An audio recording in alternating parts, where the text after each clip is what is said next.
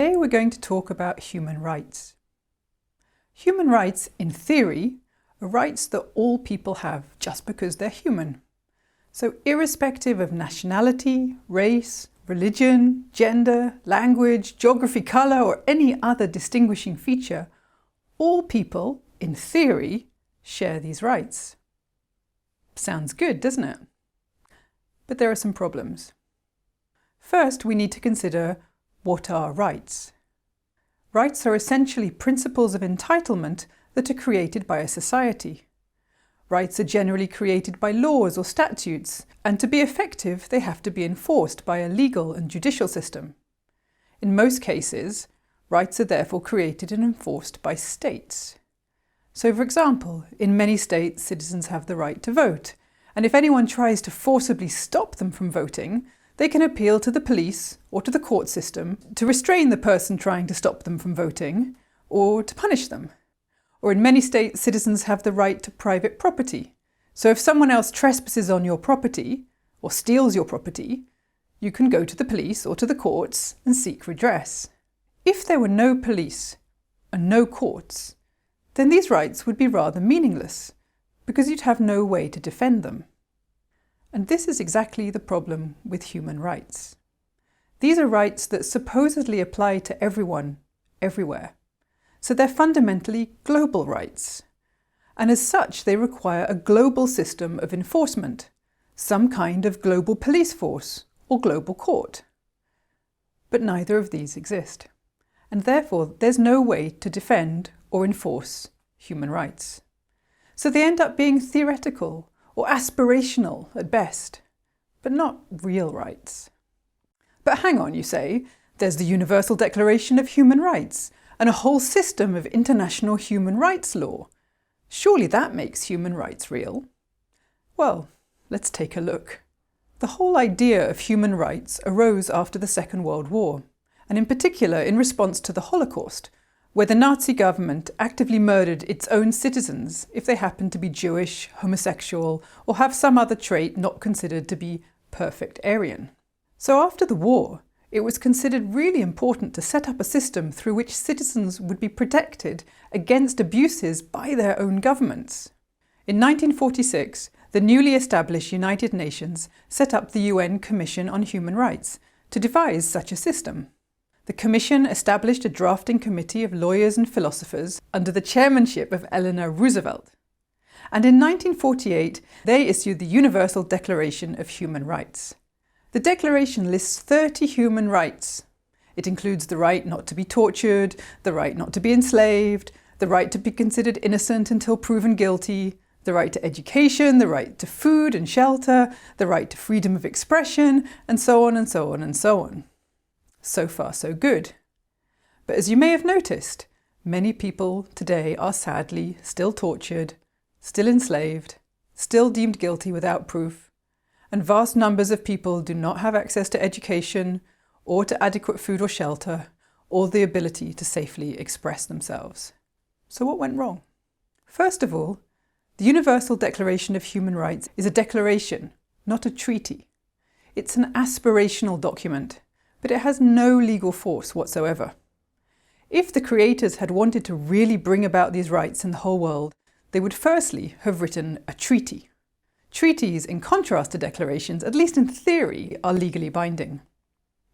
Secondly, they would have created some kind of global enforcement mechanism to back up these rights and make them defendable.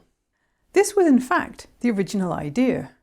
Right at the beginning of the discussions, during the second session of the Commission for Human Rights in 1947, Australia introduced a draft resolution to establish an International Court of Human Rights to oversee violations of the proposed Covenant or Treaty of Human Rights. A working group was set up, consisting of Australia, Belgium, Iran and India, to work out the details of this court. How would it function? Where would it be located? How many judges would there be and how would they be chosen? Should it be a completely new court or part of the already existing International Court of Justice? And so on and so on and so on. But as this group were working out all the details and things seemed to be progressing well, another group of countries stepped forward and opposed the whole idea. And this group included big powers such as the US, China, and Russia. And so in the end, the idea never got off the ground. And to be honest, that effectively was the end of human rights in any real sense of the term. What happened instead was a long, drawn-out process of creating so-called international human rights law, with lots of different treaties, but basically no meaningful enforcement system. There are now 9 core human rights treaties, which are supposedly legally binding.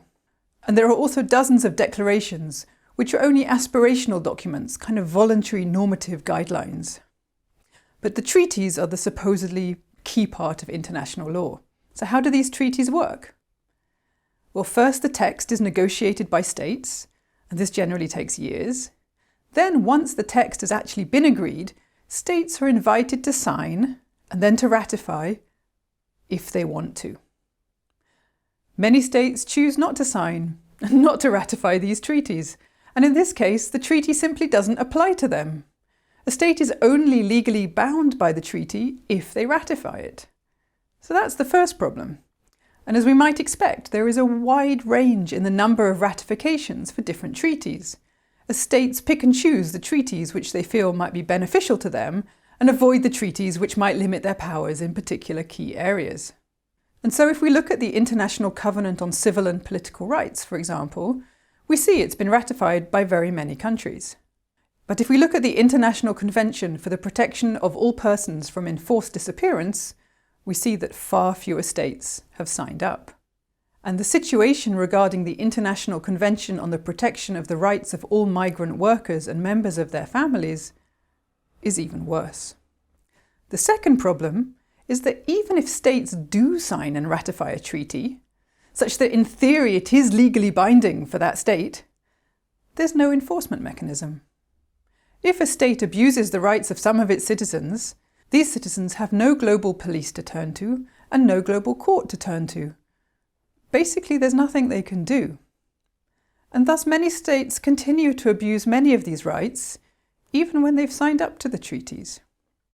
Instead of setting up a court or some other type of proper enforcement system, the UN Human Rights Council has a number of different mechanisms through which it monitors the implementation of these treaties.